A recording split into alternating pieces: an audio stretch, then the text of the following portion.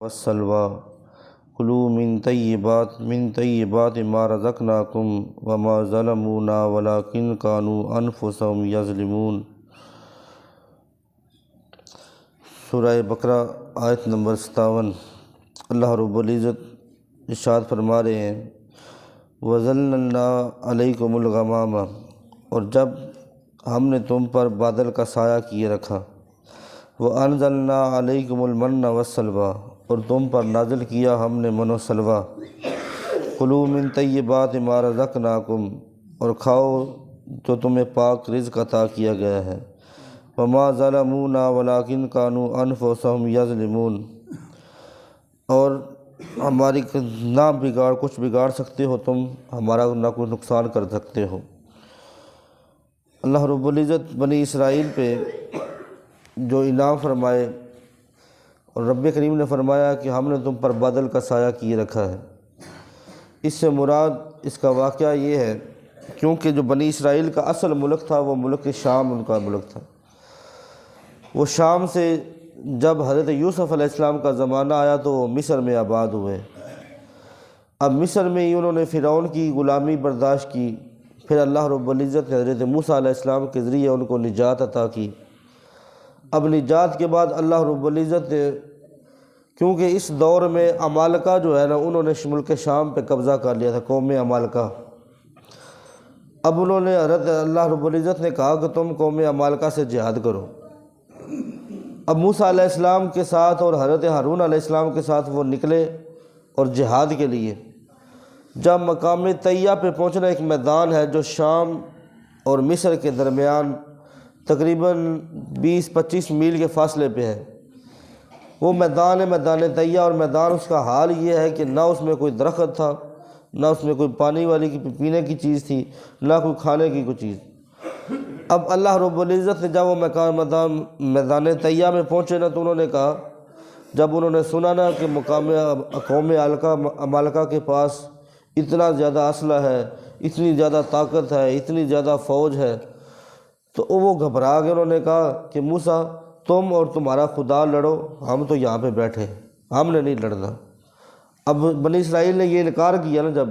کہ ہم نہیں لڑیں گے، موسیٰ تم اور تمہارا رب لڑے جا کے ان سے۔ تو اللہ رب العزت نے ان کو یہ سزا دی کہ وہ 40 سال تک اس میدان میں بھٹکتے رہے۔ اب ہوتا کیا تھا کہ وہ واپس گھر جانے کے لیے چلتے، سارا دن وہ چلتے رہتے، جب رات گزارتے تو صبح اٹھتے تو وہ وہیں ہوتے جہاں سے صبح سفر شروع کیا ہوتا تھا۔ اب 40 سال اللہ رب العزت نے ان کو یہ سزا دی کہ وہ اس میدان میں ہی بھٹکتے رہے۔ لیکن انہوں نے اب موسیٰ علیہ السلام سے کہا کہ موسیٰ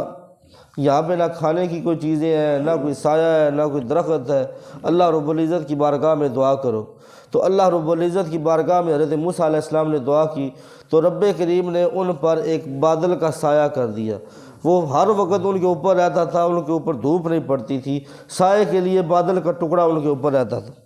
وَأَنزَلْنَا عَلَيْكُمُ الْمَنَّ وَالسَّلْوَىٰ، کیونکہ کھانے پینے کے لیے بھی کچھ نہیں تھا، تو موسیٰ علیہ السلام نے دعا کی تو اللہ رب العزت فرمایا میں نے آپ کو تم پر من و سلوہ اتارا۔ اب من و سلوہ کے بارے میں علماء مفسرین لکھتے ہیں کہ من یہ وہ چیز تھی جس کو من کہا گیا ہے، یہ وہ چیز تھی کہ جیسے خوبصورت قسم کا، بہترین قسم کا میٹھا شربت ہوتا ہے نا، ایسا یہ ایک مادہ سا آسمان سے نازل ہوتا تھا، چھوٹے چھوٹے درختوں پہ وہ گرتا تھا، جیسے شبنم گرتی ہے جس کو ہم پنجابی میں تریل کہتے ہیں، وہ گرتی تھی، وہ اس کو اٹھا کے پی لیتے، بڑے میٹھا تھا۔ اور سلوہ کے بارے میں علماء مفسرین لکھتے ہیں کہ یہ بٹیر تھے، بعض نے کہا کہ ایک اور پرندہ لیکن یہ بٹیر کی شکل کا، لیکن بعض علماء نے کہا کہ اکثر علماء نے کہا کہ یہ بٹیر ہی تھے، اور یہ اوپر سے زندہ اترتے، بعض نے لکھا ہے کہ زندہ اترتے تھے، وہ ہر روز نازل ہوتے، اللہ آسمان سے گرتے، وہ اس کو اٹھا کر ذبح کو کھا لیتے۔ لیکن بعض نے جو کہا، اکثر نے یہ جو کہا ہے کہ وہ بھنا ہوا بٹیر آیا کرتا تھا، اوپر سے نازل ہوتا تھا اور وہ اس کو کھا لیتے تھے، اور یہ سلسلہ چلتا گیا۔ اللہ رب العزت نے ان کو فرمایا کلوا من طیبات ما رزقناکم، اور تم اس میں سے کھاؤ پیو جو اللہ رب العزت نے پاک تمہیں رزق عطا کیا ہے۔ اب 40 سال کے بعد اللہ رب العزت نے جب ان سے کہا وَإِذْ قُلْنَا ادْخُلُوا هَٰذِهِ الْقَرْيَةَ فَكُلُوا مِنْهَا حَيْثُ شِئْتُمْ رَغَدًا، کہ تم اس وادی اس قریہ میں داخل ہو جاؤ امن کے ساتھ، اس حیثیت کے ساتھ جیسے چاہو داخل ہو جاؤ۔ وَادْخُلُوا الْبَابَ سُجَّدًا، اور جب اس کے دروازے میں سے گزرو نا تو اللہ رب العزت کے بارے میں سجدہ شکر ادا کرو کہ اس نے تمہیں 40 سال کے بعد اس مقام طیہ سے نجات عطا کی ہے۔ یہ بھی اللہ رب العزت کی ایک نعمت تھی کہ اس نے 40 سال بعد تمہیں اس میدان طیہ سے نجات عطا کی ہے۔ وَقُولُوا حِطَّةٌ نَغْفِرْ لَكُمْ خَطَايَاكُمْ، اور تم جب اندر داخل ہو نا تو حِطّہ کہتے ہوئے داخل ہو، اللہ رب العزت سے معافی مانگو اپنی غلطی کی کہ وہ تمہیں معاف فرما دے۔ وَسَنَزِيدُ الْمُحْسِنِينَ، اور اللہ رب العزت احسان کرنے جو نیکی کرنے والوں کو زیادہ دیں گے۔ اب علماء مفسرین اس میں لکھتے ہیں کہ اس گاؤں سے مراد یہ تھا کہ یہ بیت المقدس ہے، کہ اللہ رب العزت کا آپ بیت المقدس میں داخل ہو جاؤ،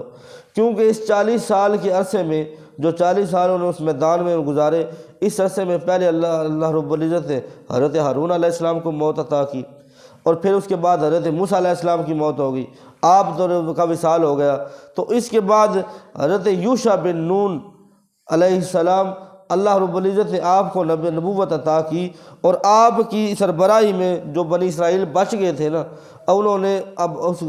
جہاد کی عمالقہ کے ساتھ اللہ رب العزت نے ان کو فتح عطا فرمائی اور کہا کہ بیت المقدس میں داخل ہو جاؤ، اور اس حیثیت سے داخل ہو جاؤ کہ جب دروازے میں داخل ہو تو اللہ رب العزت کی بارگاہ میں سجدہ شکر ادا کرو۔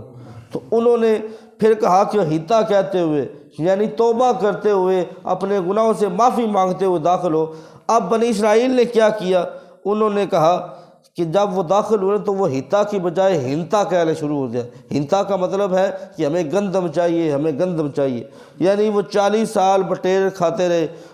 منو سلوا کھاتے رہے، اب انہوں نے کہنا شروع کر دیا ہنتتا ہنتتا کہ ہمیں گندم چاہیے، گندم چاہیے۔ اب وہ اس کہتے ہوئے داخل ہو گئے۔ اللہ رب العزت نے ان کو یہ بھی بتایا، اس کے آگے تفصیل آئے گی کہ انہوں نے اس غلطی پر بھی اللہ رب العزت نے ان کو کیا سزا دی اور کیا انعامات دیے۔ لیکن یہ ان کے جب اللہ رب العزت نے اتنے انعامات کرنے کے باوجود بھی جب 40 سال کے بعد اللہ رب العزت نے انہیں نجات دی تو انہوں نے پھر یہی کہنا شروع کر دیا، وَقُولُوا حِطَّةٌ، رب نے کہا تم اپنے گناہوں کی معافی مانگو میں تجھے معاف کر دوں، تو انہوں نے کہہ دیا ہنتتا، ہمیں تو گندم چاہیے، ہمیں تو گندم چاہیے۔ اللہ رب العزت فرمایا وَسَنَزِيدُ الْمُحْسِنِينَ، اگر تم احسان کرتے، تم معافی مانگنے والے ہوتے تو میں تمہیں اور زیادہ دیتا۔ اللہ رب العزت کی بارگاہ میں دعا ہے کہ باری تعالیٰ ہمیں قرآن مجید فرقان حمید کو سمجھنے کی توفیق عطا فرمائے۔ درود پاک پڑھیں۔ الصلاۃ والسلام علیکم۔